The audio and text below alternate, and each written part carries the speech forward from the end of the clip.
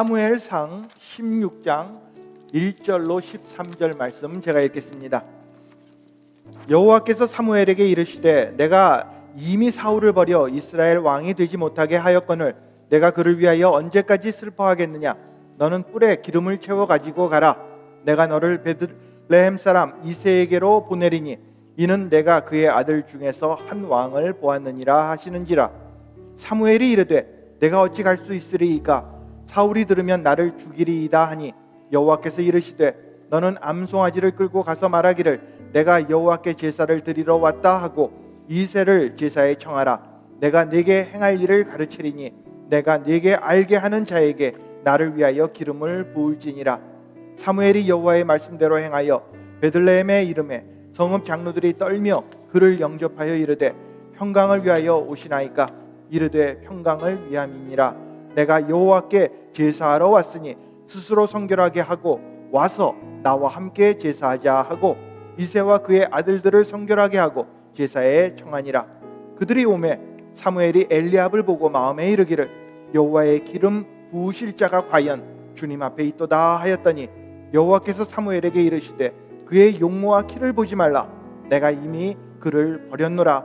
내가 보는 것은 사람과 같지 아니하니 사람은 외모를 보거니와 나 여호와는 중심을 보느니라 하시더라.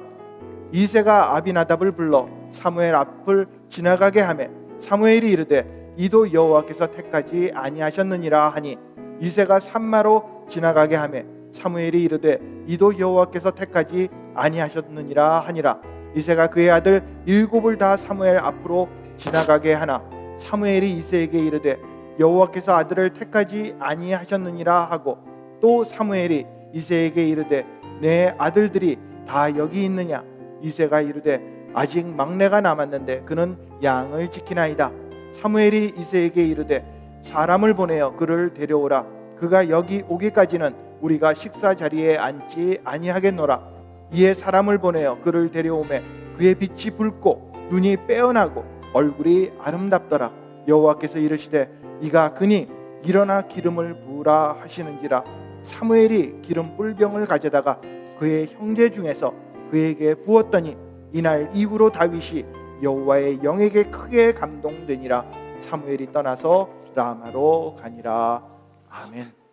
여러분 다시 한번 교회에 오신 것을 환영합니다. 이 시간 말씀 중에 은혜 받고 저희가 새로워지는 귀한 시간 되시기를 축원드립니다. 우리는 지금 언더덕이라는 시리즈를 하고 있습니다. 언더덕이란 운동 경기에서 우승이나 이길 가능성이 적은 약자를 가리키는 말입니다. 이번 시리즈를 통해 우리는 성경에 나온 이런 언더덕들의 이야기들을 생각해 보고 있습니다. 그리고 우리는 오늘 다윗에 대해 생각해 보겠습니다.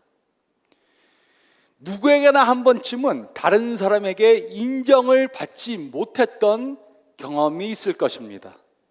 그럴 때 우리는 나는 큰 일을 할 자격이 없는 사람이다 이렇게 생각을 하게 되었을 것입니다.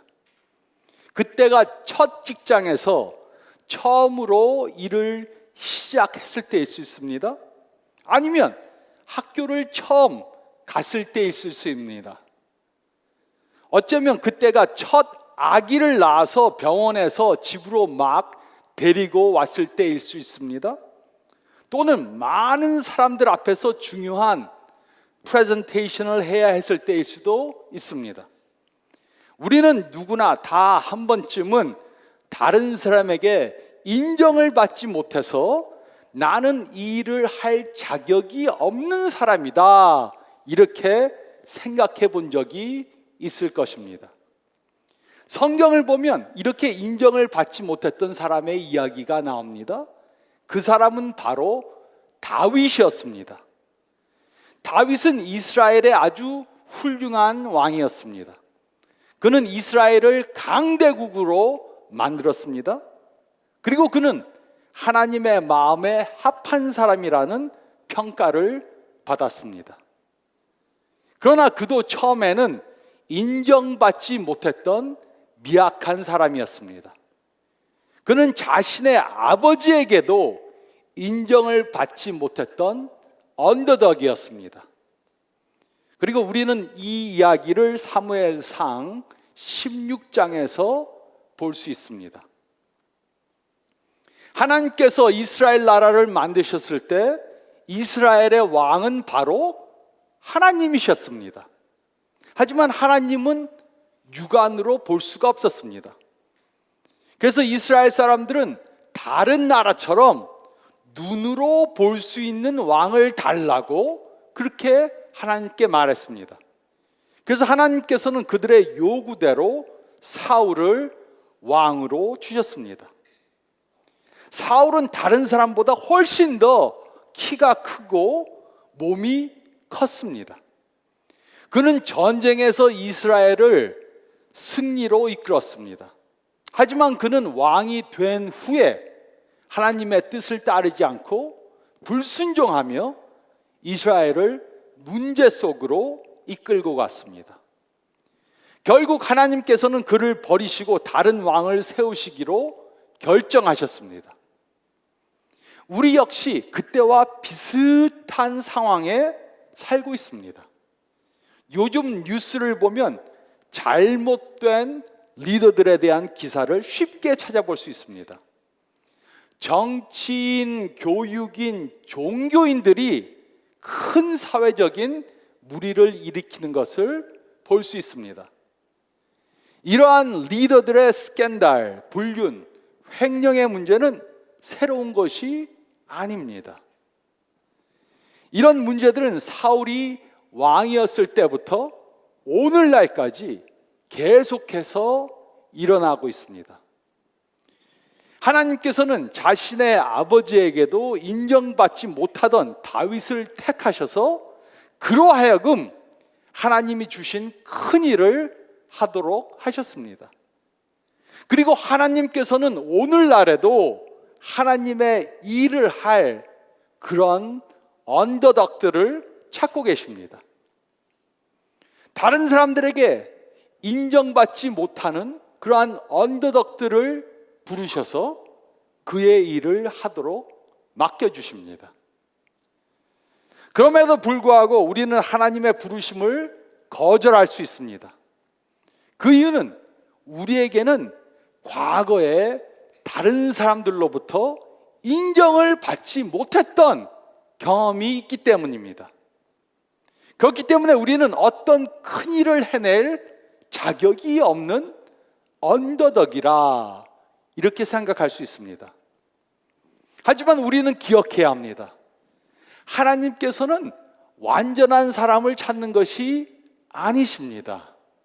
또 겉으로 보기에 그럴듯한 사람을 찾는 것도 아니십니다. 하나님께서는 그 일을 할 사람을 찾으실 때 우리의 마음을 보십니다. 우리는 이 사실을 믿어야 합니다. 하나님께서는 우리를 사용하셔서 우리 주위에 큰 변화를 일으키시기 원하십니다. 우리와 같은 언더덕들을 사용하셔서 그의 놀라운 일을 이루시기 원하십니다. 그러므로 우리는 다윗의 이야기를 통해 다음에 세 가지 중요한 레슨을 배워야 합니다. 저희가 읽은 말씀 가운데 1절부터 5절 말씀을 보면 우리는 하나님의 계획을 믿어야 합니다. 우리는 하나님의 계획을 믿어야 합니다. 1절에서 3절 말씀은 다음과 같이 기록했습니다. 여호와께서 사무엘에게 이르시되 내가 이미 사울을 버려 이스라엘 왕이 되지 못하게 할거늘 내가 그를 위하여 언제까지 슬퍼하겠느냐? 너는 뿔에 기름을 채워 가지고 가라. 내가 너를 베들레헴 사람 이세게로 보내리니 이는 내가 그의 아들 중에서 한 왕을 보았느니라 하시는지라. 사무엘이 이르되 내가 어찌 갈 수 있으리까? 사울이 들으면 나를 죽이리라 하니 여호와께서 이르시되 너는 암송아지를 끌고 가서 말하기를 내가 여호와께 제사를 드리러 왔다 하고 이새를 제사에 청하라. 내가 내게 행할 일을 가르치리니 내가 내게 알게 하는 자에게 나를 위하여 기름을 부을지니라. 하나님께서는 이제 사울을 패하시고 새로운 왕을 세우시기로 결정하셨습니다. 하지만 선지자 사무엘은 하나님의 결정에 적극적으로 찬성하지 않았습니다. 그 이유는 만약 사울 왕이 이 사실을 알면 사무엘은 사울의 손에 죽을 수 있었기 때문입니다. 사무엘은 하나님의 계획을 다 이해하지 못했습니다. 그러나 하나님께서는 사무엘을 베들레헴이라는 작은 동네로 보내셨습니다. 그리고 그 동네 사람들을 전부 다 모으라고 말씀하셨습니다. 특히 이새라는 사람과 그의 아들들을 전부 다 부르라고 명령하셨습니다. 하나님께서는 이스라엘을 위한 계획을 가지고 계셨고 사무엘은 하나님의 명령에 순종해야 했습니다. 4절과 5절은 다음과 같이 기록했습니다. 사무엘이 여호와의 말씀대로 행하여 베들레헴의 이름에 성읍 장로들이 떨며 그를 영접하여 이르되 평강을 위하여 오시나이까. 이르되 평강을 위함이니라. 내가 여호와께 제사하러 왔으니 스스로 성결하게 하고 와서 나와 함께 제사하자 하고 이새와 그의 아들들을 성결하게 하고 제사에 청하니라. 사무엘은 베들레헴에 도착했습니다. 그리고 그곳에서 하나님께 제사를 드리러 왔다 이렇게 말하고 그 제사에 이새와 그의 아들들을 모두 청했습니다. 사무엘은 하나님께서 하시는 일을 다 이해하지는 못했습니다. 또 이새의 아들 중에 누구에게 기름을 부어서 왕을 만들어야 하는지도 몰랐습니다. 하지만 그는 하나님의 계획을 믿고 그의 말씀에 순종했습니다. 이처럼 우리도 하나님께서 우리를 위해 어떤 계획을 가지고 계신지 분명히 모를 수도 있습니다. 하지만 중요한 사실은 하나님께서는 그의 계획이 무엇인지 분명히 알고 계신다는 것입니다. 그래서 우리는 하나님의 계획을 믿어야 합니다. 하나님께서는 이 세상을 위해서 계획을 가지고 계십니다. 그리고 우리를 향해서도 계획을 가지고 계십니다.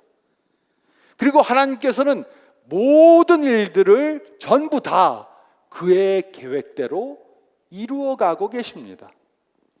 그러므로 하나님께서 우리를 어떤 계획을 위해 부르시는가 우리는 모를 수도 있습니다. 하지만 하나님의 계획은 분명하고 하나님께서는 그런 계획을 갖고 있습니다.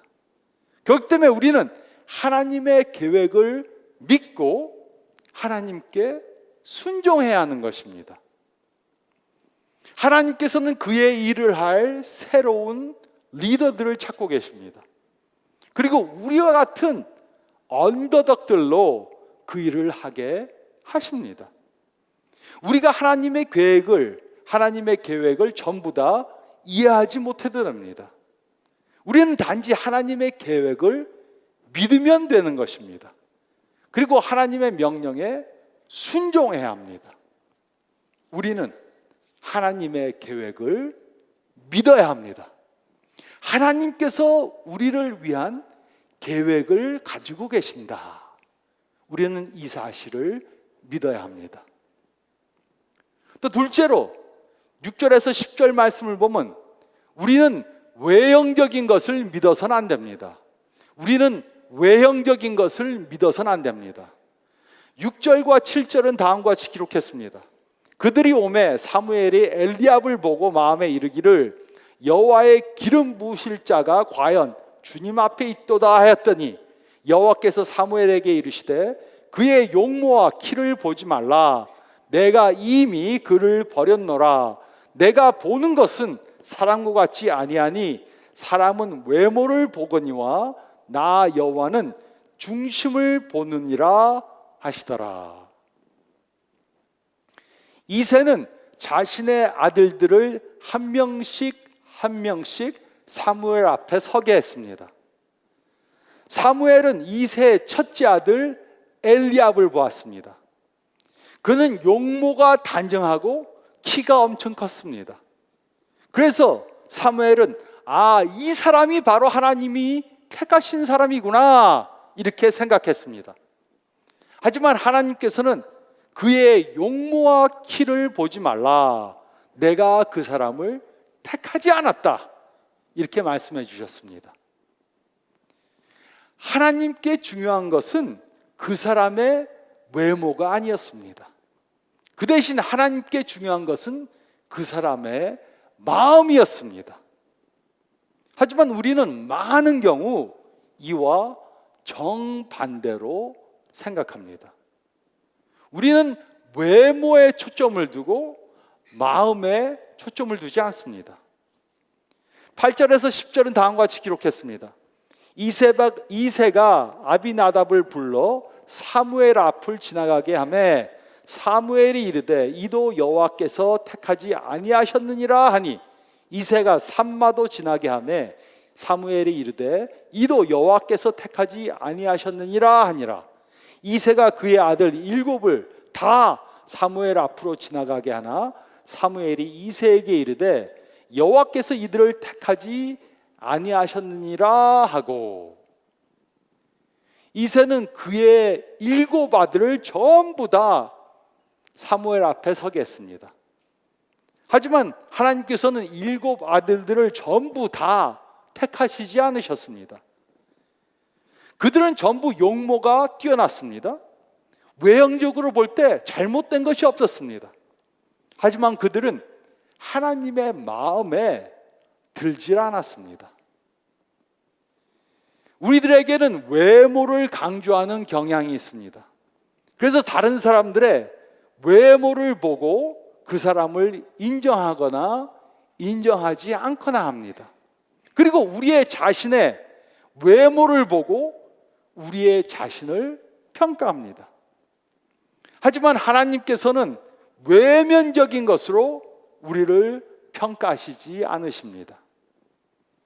외면적인 부분만으로는 오해할 수 있습니다. 그러므로 우리는 외형적인 것을 믿어서는 안 됩니다.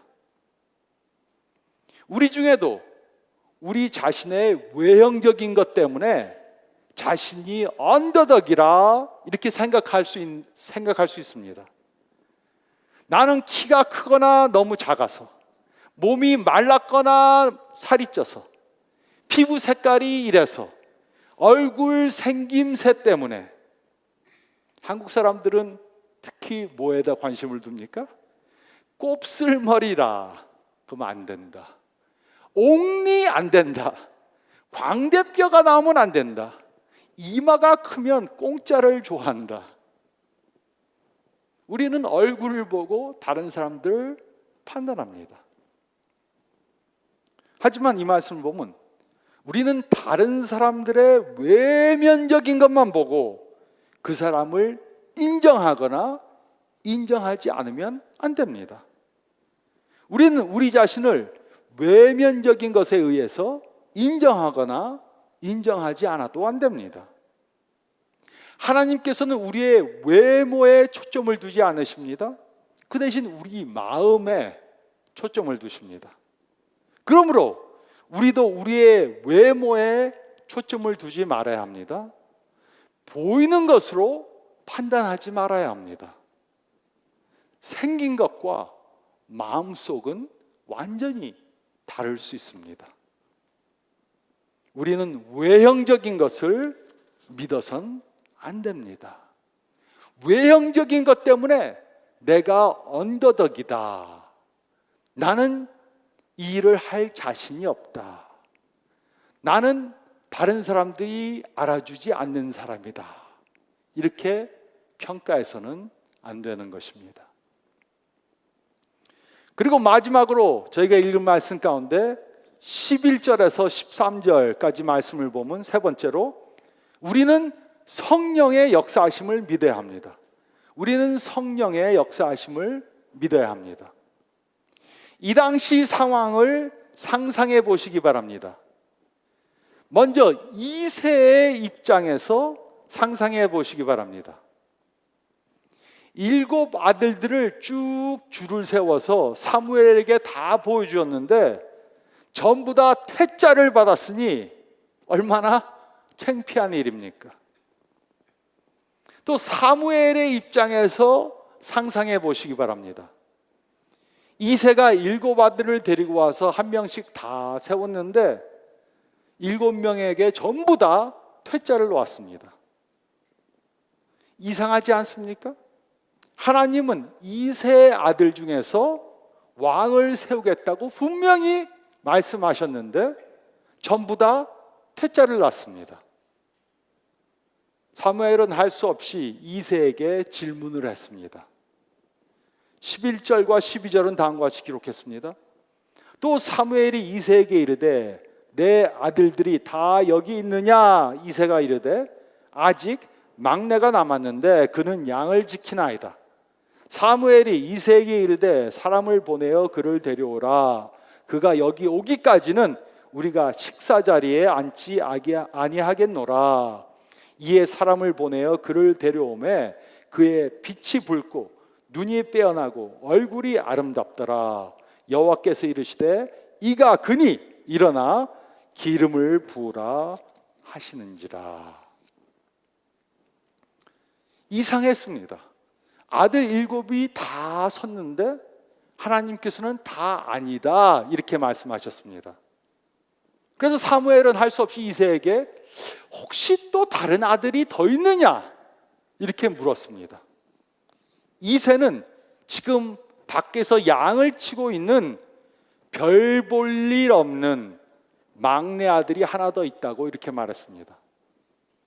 이새는 다윗에게 잠재력이 있다고 생각하지 않아서 그를 사무엘에게 데려오지도 않았습니다. 이새는 막내 아들 다윗을 하나도 인정해 주지 않은 것입니다.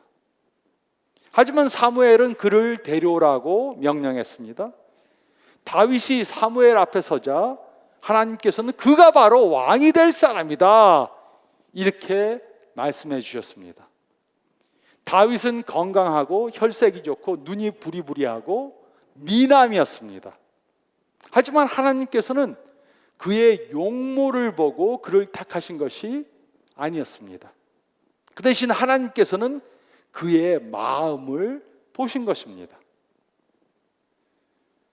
우리의 삶 가운데도 누군가가 우리를 인정해 주지 않았던 그런 경험이 있었을 것입니다. 그래서 우리는 우리의 자격을 의심합니다. 막내라서 공부를 잘 못해서 키가 크지 않아서 운동 실력이 없어서 좋은 학교를 졸업하지 못해서 돈이 없어서 우리를 인정해 주지 않았던 사람이 우리의 부모나 아니면 선생님이었을 수 있습니다. 하지만 다른 사람이 우리를 인정해 주지 않았다고 우리가 자격 미달이 되는 사람이 아닙니다. 다윗도 자신의 아버지로부터 인정을 받지 못했습니다. 그의 아버지는 사무엘이 아들들을 전부 다 부르라 그랬을 때 다윗을 부르지 않았습니다. 그렇다고 그가 왕이 될 자격이 없었던 사람이 아니었습니다. 다윗의 아버지 이새는 다윗을 인정해 주지 않았지만 하나님께서는 다윗을 인정해 주셨습니다.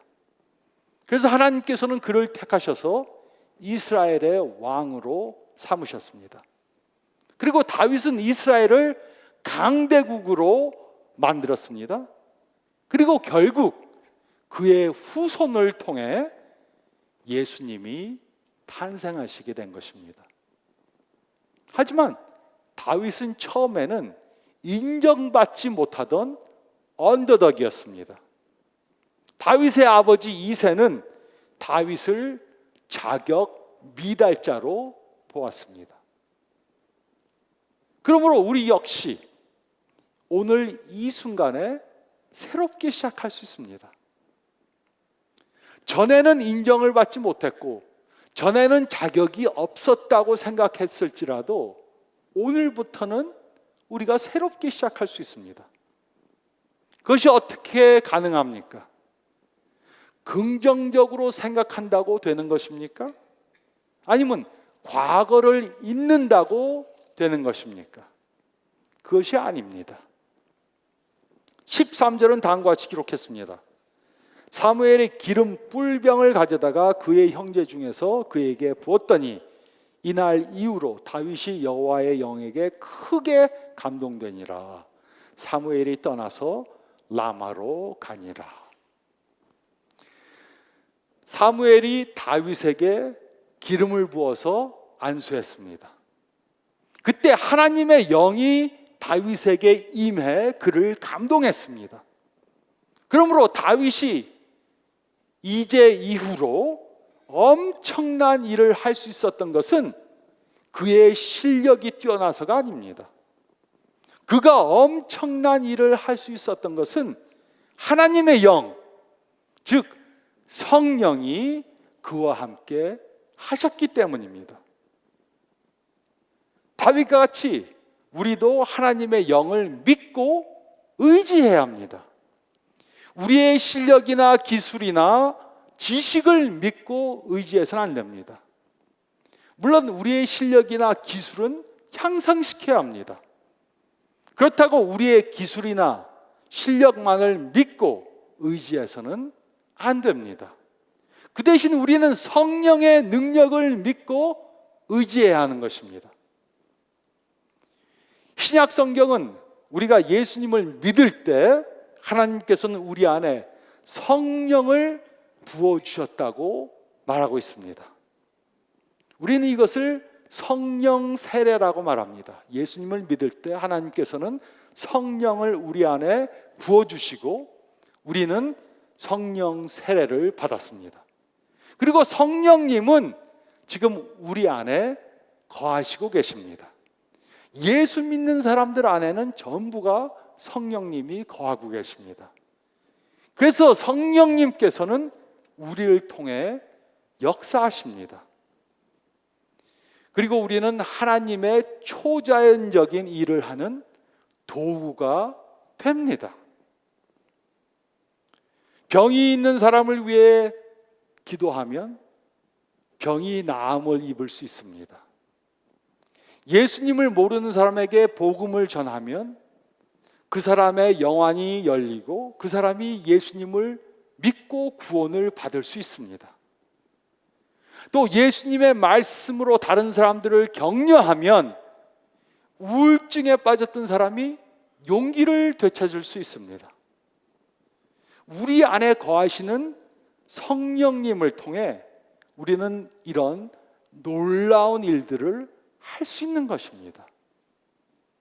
우리가 이런 놀라운 일들을 할 수 있는 것은 우리가 다른 사람들에게 인정을 받아서가 아닙니다. 우리가 이런 일을 할 수 있는 것은 우리가 어떤 자격을 갖추었기 때문이 아닙니다. 그 대신 우리가 이런 일들을 할 수 있는 것은 우리 안에 계신 성령님 때문입니다. 그래서 우리는 성령의 역사하심을 믿고 성령님을 의지해야 하는 것입니다. 요즘엔 몸이 아픈 분들이 많아서 제가 그분들을 위해 기도하게 됩니다. 찾아가서 몸에 손을 얹고 기도를 합니다. 그것이 제가 어떤 자격이 있어서 인정을 받아서 하는 것이 아닙니다.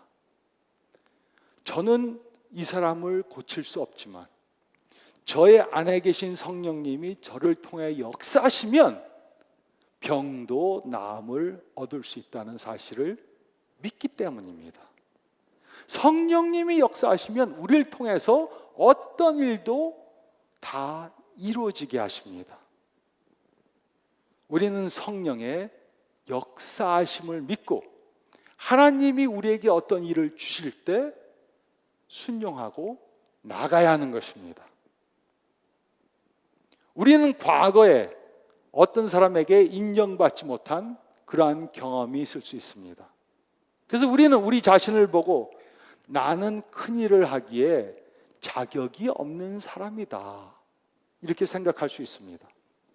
그냥 평범하게 살다가 그냥 평범하게 이 세상을 떠날 것이다. 이렇게 생각할 수 있습니다. 하지만 하나님께서는 우리와 같은 언더독들을 사용하시기 원하십니다. 우리를 통해 우리 주위에 있는 세상들을, 우리 주위에 있는 사람들을 변화시키시기 원하십니다. 다윗은 아버지에게도 인정받지 못했던 언더독이었지만 온 세상을 변화시키는 사람으로 사용을 받았습니다. 하나님께서는 우리도 이렇게 하나님께서 준비하신 큰 일을 위해 사용하시기 원하십니다. 그래서 우리는 하나님의 계획을 믿어야 합니다. 하나님께서는 나를 위해 놀라운 계획을 가지고 계시다. 이 사실을 믿어야 합니다.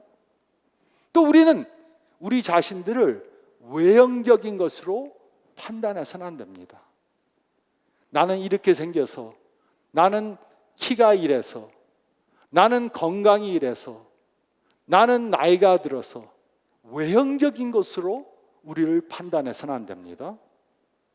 또 우리는 성령의 역사하심을 믿어야 합니다. 나는 아무것도 아닙니다. 하지만 우리 안에는 성령이 거하심을 믿습니다. 그리고 성령님께서 역사하시면 우리는 모든 일을 다 할 수 있습니다.